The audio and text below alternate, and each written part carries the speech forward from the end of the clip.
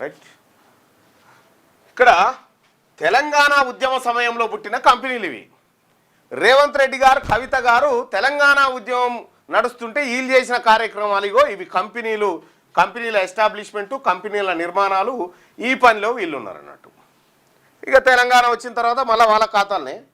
సరే, తెలంగాణ ఉద్యమం సమయంలో ప్రజలంతా ఆత్మ బలిదానాలు మన శ్రీకాంత్ చారేమో ఇక్కడ పెట్రోల్ పోసుకొని చచ్చిపోతూ ఉంటే ఎల్బీ నగర్ కాడ ఏమైందా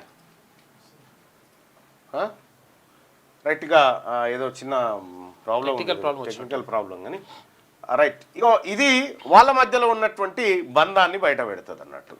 సో అది దాని తర్వాత కల్వకుంట్ల కవిత గారు నా పైన హత్యాయత్నానికి ప్రయత్నించినటువంటి సందర్భంలో కవితను కాపాడింది రేవంత్ రెడ్డి. ఇప్పటికీ 2 నెలలు అయిపోయింది, అరెస్ట్ లేదు. 2 నెలలు అయిపోయింది, ఇప్పటి వరకు ఎవరిని అరెస్ట్ చేయలే